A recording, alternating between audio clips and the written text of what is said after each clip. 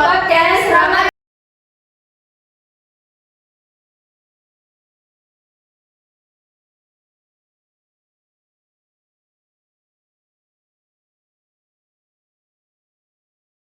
Kali ini kita kedatangan tamu yang luar biasa menginspirasi, yaitu Kak Nur Hikmah. Halo Kak, bagaimana kabarnya?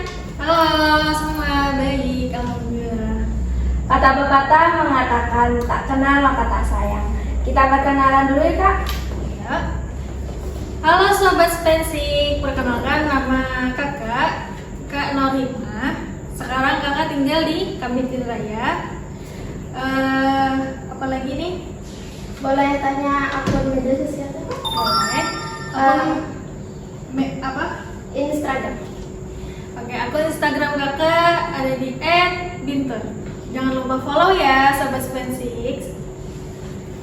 Lanjut, kalau boleh tahu status kakak sekarang apa nih? Ayo, yang bisa nebak siapa? Status kakak sekarang alhamdulillah sudah menikah. Kalau boleh tahu kakak sekarang kerja di mana Kak? Kalau sekarang kakak jadi guru guru PK di SMPN Negeri 6 Tanjung. Riwayat sekolah kakak? Nah, kalau riwayat sekolah yang pertama dari TK dulu ya. TK kakak tuh di TK Budi Bersama. Itu di mana Kak? Marindi, di desa tempat lahir kakak. Habis dari TK lanjut di SD itu SDN 1 Marindi. Terus lanjut lagi ke jenjang menengah itu kakak di Madrasah Sanawiyah Sirajul Huda Marindi juga. Nah, habis itu sekolah menengah atas kakak di masuk pondok pesantren, yaitu Pondok Pesantren Al-Madaniyah Jaro. Mungkin teman-teman sebagian sudah ada yang tahu tentang pondok ini. Itu ada di wilayah Jaro. Kemudian pendidikan terakhir itu kakak berkuliah di Sekolah Tinggi Ilmu Tarbiyah Syekh Muhammad Hafiz Tabalong, perguruan tinggi Islam pertama yang ada di Tabalong. Kita lanjut ya Kak. Kita tanya tentang flashback kakak semasa pondok gimana? Masa pondok nih, dari segi apa dulu nih? Dari segi belajarnya? Kalau belajar di pondok tergolong cepat ya. Kalau di pondok dulu kakak pulangnya jam 12. Itu berarti nggak nginep ya Kak? Atau Nginep. Iya. Tapi kan pembelajaran di kelas itu cuma sampai jam 12. Pulang dulu, pulang ke asrama, ke kamar ya. Asrama, habis itu makan jam 2 baru masuk lagi, cuman khusus untuk pelajaran pondok sampai asar gitu. Jadi habis asar baru kegiatan di luar ya. Kalau soal prestasi Kak, ada yang ngikutin apa aja kalau di pondok? Kalau prestasi apa ya? Kalau kakak ini lebih ke akademik aja sih. Kalau di pondok kakak selalu masuk 3 besar itu aja. Kan kalau di SMP tuh kita kan ikut OSIS ya Kak. Kalau di pondok tuh apa ya Kak organisasinya? Kalau di pondok itu ada yang namanya, kalau di pondok kakak ya, itu ada BEM, namanya Badan Eksekutif Santri. BES namanya. Badan Eksekutif Santri. Dulu kakak itu bagian kesenian. Nah, jadi kakak ini sebetulnya lebih prestasinya lebih di akademik, cuman di sini ya sedikit-sedikit adalah juga gitu. Kesenian apa yang kakak bisa tunjukkan? Kalau masalah seni kakak biasa di hapsi sama nari lah dulu. Wah, berarti kakak pintar nari ya. Kalau sekarang udah lama kayaknya. Hapsi juga sekarang udah lama nggak megang alatnya kan ya. Kalau dulu sampai yang pakai perben gitu di tangan saking seringnya gitu lumayan. Nah, kalau dulu sering itu lomba hapsi.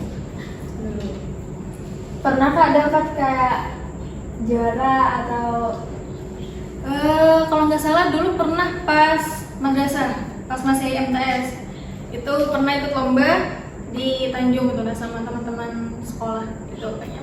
Kalau di luar sekolah pernah sering malah ikut tapi nggak pernah menang. Kan dulu kan masih bocil banget gitu. ya masih Belum belajar? Iya, masih kita satu tim Hamsi itu nggak ada yang kelas atas gitu. Semua kalau kelas 7 ya kelas 7 semua gitu. Nggak ada yang menua gitu. Oh ya Kak, ada tips gak sih buat kita remaja supaya lebih produktif di bulan Ramadan? Oke. Tips ya guys. Jadi gini. Kalau kita mau produktif di bulan Ramadan itu yang pertama kita harus punya target dulu. Apa sih yang mau kita isi di bulan Ramadan gitu? Kalau kegiatan sehari-hari itu maksudnya dari bangun tidur jam berapa? Kadang siang Kak. Loh, nggak sahur? Itu kan habis sahur. Ya, bangun pagi jam berapa dulu bangun pagi? Jam 3:30. Iya, jam 3:30 jam 4. Pertama kalian mengawali bangun itu udah ngapain? Bantu orang tua buat masak sahur. Oke. Boleh bantu orang tua. Tapi yang lebih dulu, mending kalian tahajud dulu deh. Ibaratnya buka ruang dulu supaya lebih mantap gitu lah untuk memulai hari. Ambil wudhu bentar, tahajud, habis itu baru Bantu orang ke dapur ya, bantu orang tua. Nah habis itu sahur kan ya, setelah sahur misalnya masih ada waktu, boleh baca Quran dulu, tadarus, atau mau main HP bentar boleh. Tapi kayaknya kalau main HP itu takutnya kebablasan. Ya, Sampai nggak ingat waktu iya, biasanya. mending baca Quran dulu, dikit isinya 1,5 lembar. Kalau udah azan langsung sholat. Nah, kuncinya sholat tepat waktu itu adalah kalau dengar azan langsung bangun. Kalau dengar azan itu masih nah itu pasti deh kelewat nanti waktunya. Kalau titik aja, kalau kalian udah sholat itu pasti tenang, tentram, nggak lagi kepikiran. Coba kalau nanti udah gimana? Wah aku belum sholat. Jadi kalau udah dengar azan langsung bangun, ambil wudhu dan sholat.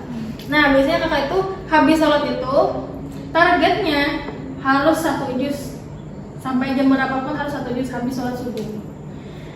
Kalau kalian kan jam berapa masuk sekolah? 7:30 biasanya. Sudah masuk. Nah berarti kan dari jam 6:30 ibaratnya udah siap-siap gitu ya, udah siap-siap. Nah boleh habis anggaplah misalnya kalau masih kan ngajinya anggap 1 jam 1 juz.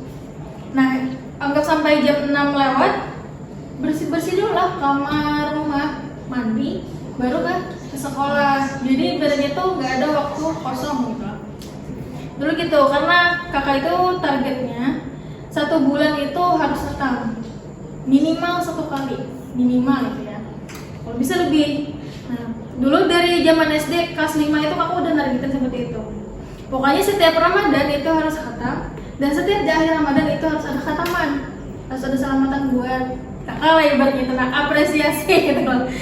Jadi biasanya kakak di ujung Ramadan itu pasti minta, "Mak, kita hari ini bukber mau makan ini." Saya udah khatam ini dulu gitu. Kakak pasti ada target dari kelas 5 SD itu, kelas 6 sampai ke madrasah. Nah madrasah itu tingkat harus 2 kali sampai pondok. Nah pokoknya semakin kita harus semakin sering gitu khatamnya, jangan semakin tua makin gak pernah lagi kebuka Qurannya gitu. Jadi gitu cara runtutannya dari pagi gitu loh. Habis pulang sekolah jam zuhur. Iya, zuhur. Habis zuhur capek kan? Iya, pasti. Gak apa-apa banget tidur, gak apa-apa. Misalnya sampai rumah jam 1:30, misalnya anggap ya 1:30. Tidur sampai jam 3, gak apa-apa.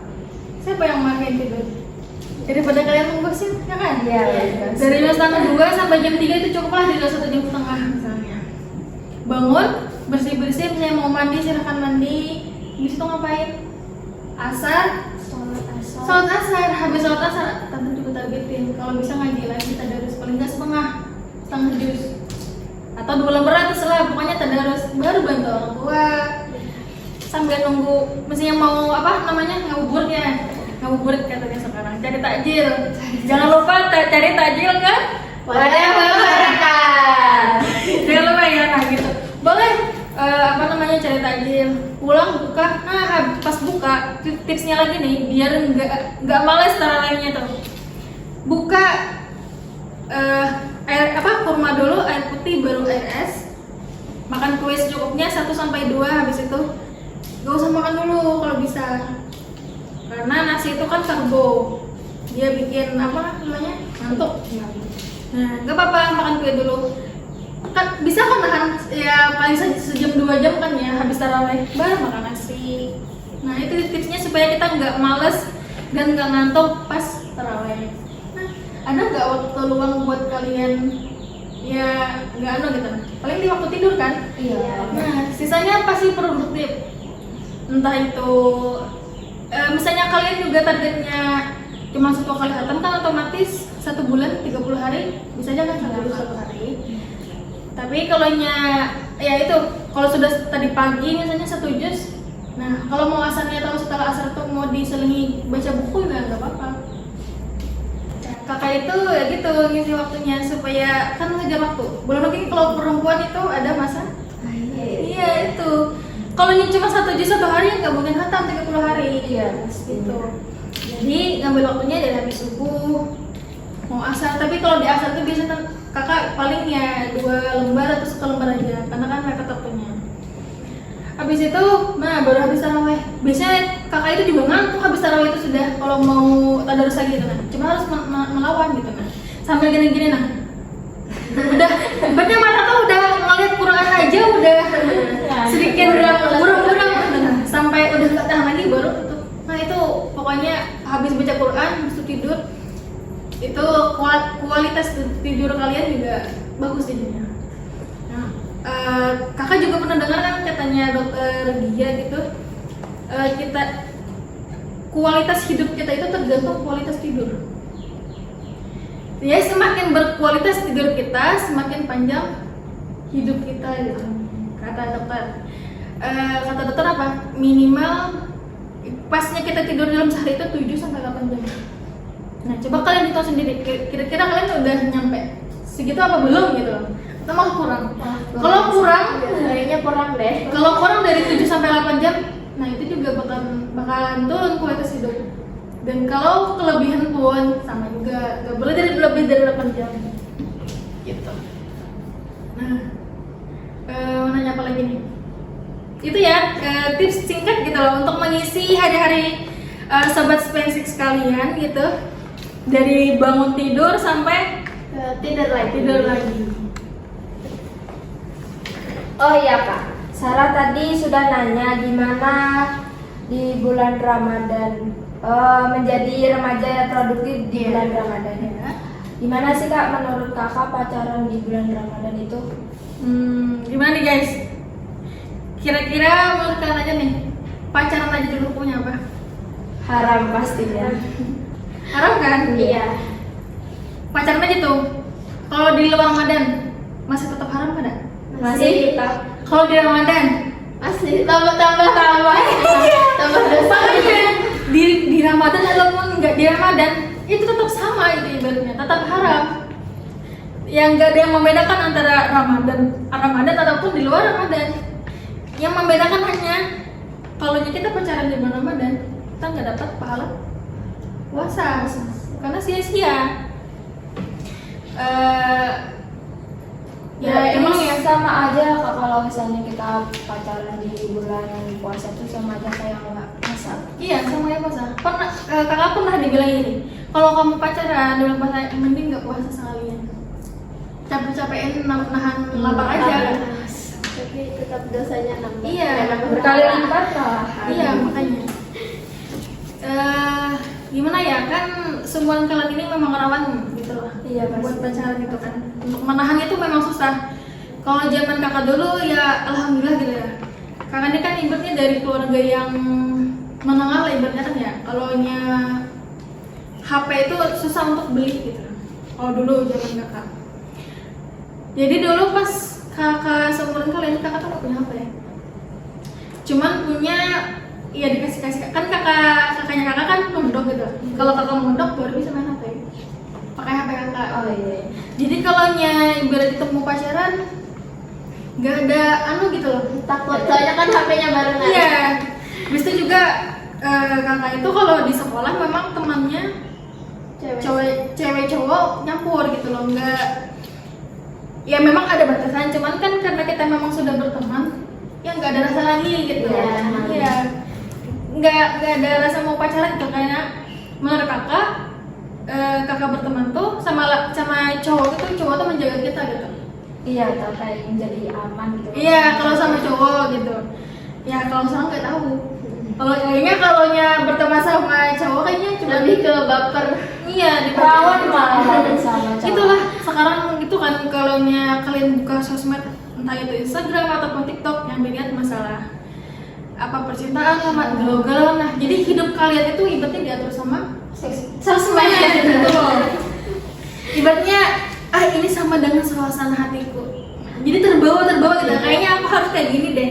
Kayaknya aku harus kayak gini deh. Sedangkan yang EP itu selalu yang masalah percintaan. Iya, pasti. Jadi apalagi kalau dicari tambah keluar. iya makanya. Jadi kan ibaratnya hidup kita tuh harus sesuai nih. Kayaknya aku harus punya pacar kayak gini juga deh. Kayaknya aku harus punya pacar juga deh biar aku kayak gini. Gitu kan maksudnya. Iya. Karena kita kebawa hawa ya di sosmed gitu. Nah, hidup kalian tuh harus sesuai sosmed. Iya. Yang dilihat tuh kayaknya enak deh kalau pacaran.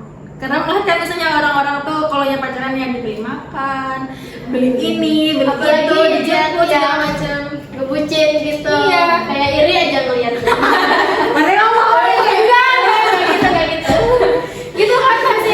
Jadi kayak ke bawah, makanya sosmed kita tuh harus diubah lah gitu. Coba kalau timbul yang kayak gitu kita skip aja supaya hidup kita tuh nggak diatur sama sosmed. Kadang juga ya kakak juga misalnya terbawa ke kehidupan kakak mau punya pasangan kayak gini sebetulnya. Tapi kan kembali lagi kan itu sosmed. Iya, sosmed. Kan banyak bisa direkayasa. Iya. Nggak bisa sesuai realitas gimana sih pasangan gitu. Gitu hidup tuh. Jadi ingat-ingat lagi kalau kakak dulu kalau mau pacaran, kan Allah sudah berfirman dalam surah Al-Isra, la taqrabuz zina innahu kana fahisyatan wa sa'a sabila.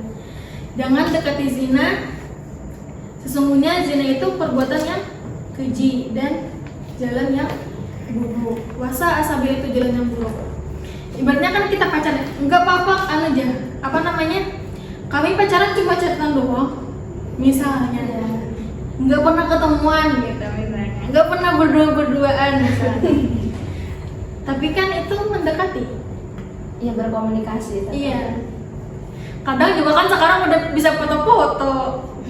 Kirim ini, kirim itu, biar nggak ketemu kan tetap bisa melihat. Ya.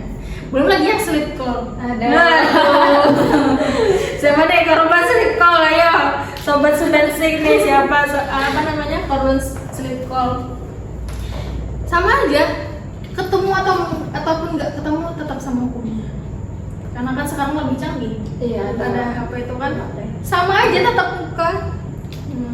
Malah sekarang kan banyak yang beredar yang macam-macam kan. Iya. Pacar ini gak mau karena udah dikirim segala macam misalnya gitu. Ingatin itu aja. Tuh sobat Spensik, dengerin kata-kata Kak Hikmah. Pacaran di bulan Ramadan ataupun tidak, hukumnya tetap haram. Tidak ada pacaran syariah. Oh iya Kak, karena saat perkenalan tadi kakak kan ada bilang kalau kakak di sekolah itu selalu mendapat 3 besar dalam bidang akademik. Bisa nggak sih kakak kasih tips buat kita supaya kita juga tetap berprestasi dalam bidang akademik? Sedikit tips ya, tapi mungkin karena sekarang zamannya udah beda ya. Kalian ini lebih banyak tantangannya karena sekarang ya masalah utamanya itu gadget. Tapi kalau kalian bisa memanfaatkan untuk kebaikan yang bermanfaat, ya jadi tidak bermasalah gitu. Tipsnya ya dari dulu kakak itu ya kamu lagi punya target. Gimana caranya harus 3 besar lagi gitu. kalau guru masuk di duduk ini, kakak nggak mau duduk di belakang, pokoknya harus di depan, karena apa namanya, biar jelas aja gitu mendengarnya. Sama kalau kita mau nanya ataupun mau tulisin wajib, kita jelas melihat gitu. Pokoknya harus duduk di depan. Dan kalau guru masuk itu kakak selalu memperhatikan. Kalau kakak nggak paham sama yang dijelaskan, kakak ya cari sendiri kan. Sekarang udah ada gadget kan ya, udah HP. Kalau nggak paham sama yang dijelaskan guru, ataupun kita nggak suka sama, kurang suka gitu ya sama gurunya, kalian bisa searching sendiri gitu loh. Jadi itu gitu aja sih, kakak ada target gitu loh. Gimana caranya harus apa namanya, masuk 3 besar. Jadi ya lebih giat belajarnya. Kalau ulangan itu seminggu sebelum ulangan itu juga pasti dipersiapkan dulu. Nah uniknya kalau di pondok, 1 minggu sebelum ulangan itu ada namanya apa namanya ya dulu itu, lupa. Kalau bahasa Indonesianya itu ibaratnya itu masa tenang. Masa tenang, cuman ada bahasa kan lupa. Masa tenang. Nah 1 minggu itu masa tenang, kalian diperbolehkan belajar sepuasnya gitu. Ya. Dulu kan di pondok, yang namanya pondok kan ya lebih banyak gitu lah hafalannya dari sekolah umum gitu. Baik itu hadis, surah-surah, rumus-rumus. Nah dulu juga bahasa Inggris itu ada rumusnya kan? Iya, ada rumusnya. Itu juga dihafal gitu loh. Dari simple present sampai simple past. Pas apa namanya, pas perfect continuous apa gitu loh. Dulu tuh hafal banget. Nah itu juga dihafal. Jadi waktu 1 minggu masa tenang itu waktunya untuk belajar dan mengulang-ulang gitu. Jadi di situ nggak ada kelas lagi, nggak ada pelajaran di kelas. 1 minggu full kita belajar untuk ulangan. Jadi kalau pagi lonceng berbunyi itu kita nggak ke kelas, mencari gimana aja. Nah di waktu itu kakak memanfaatkan waktu, bukan untuk ibaratnya ngomong gosip lah sama teman itu. Kakak mending sendiri belajar kemana aja gitu loh. Entah di atas pohon, di bawah pohon, di mana seenaknya aja kalau di pondok gitu. Cari waktu, cari tempat, bawa buku yang kalian pelajari di situ hafal. Baik itu surah, hadis, pelajaran-pelajaran umum di situ menghafalnya. Nah, ditambah nanti setelah pas mau waktunya, jadwalnya pelajaran itu diulang lagi. Waktu paling enak belajar itu juga yang mudah diingat itu dari jam 9 sampai jam 10 malam. Dan pagi habis bangun sebelum sholat subuh kalau bisa. Jam 4 misalnya bangun, itu belajar dulu. Nah, kenapa tadi jam 9.10 belajarnya? Karena memang itu waktu-waktu otak kita udah mau istirahat. Nah, jadi kita merekam apa yang kita lakukan sebelum tidur. Makanya kalau dokter-dokter itu bilangnya 30 menit sebelum tidur itu jangan main HP. Karena otak kita merekam mau tidur. Jadi yang apa yang harus kita rekam itu adalah pelajaran. Jadi rekam dulu ya 1 jam ya, dari jam 9 sampai jam 10. Habis itu jangan megang HP. Habis belajar langsung tidur. Itu pasti keingat sampai besok. Nah, itu tipsnya. Sama itu dari bangun pagi, misalnya sebelum sholat subuh, jangan lupa tahajud dulu baru belajar lagi. Gitu.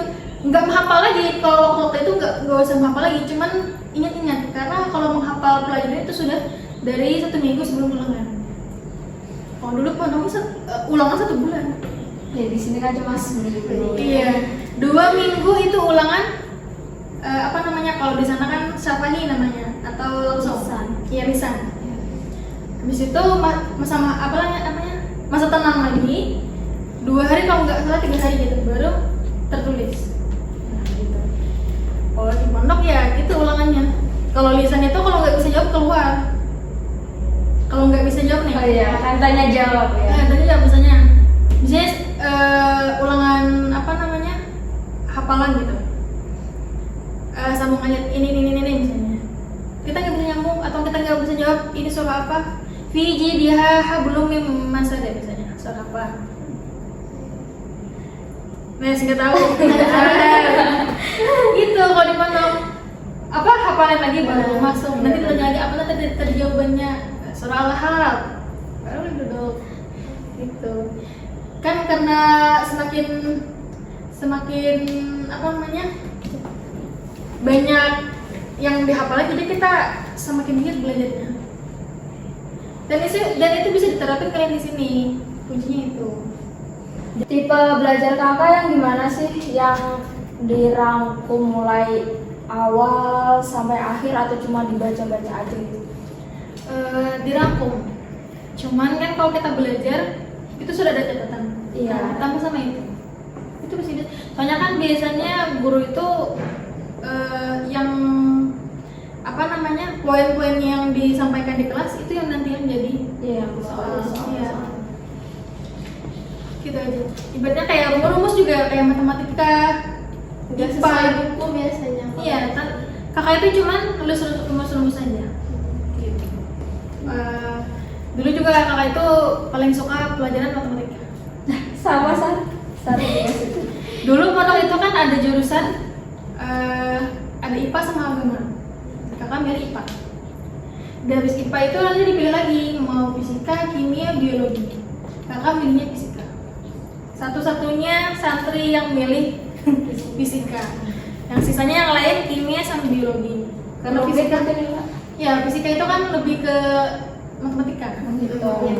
Kalau kimia kan ke apa namanya tuh yang rumus kalian kan belum kan ya? Belum Ada yang apa nih lupa gitu. Kalau biologi kan tentang Kayak hewan-hewan, kehidupan, tumbuhan gitu. Meneliti. Iya. Kalau kakak kurang suka terlalu banyak bacaan.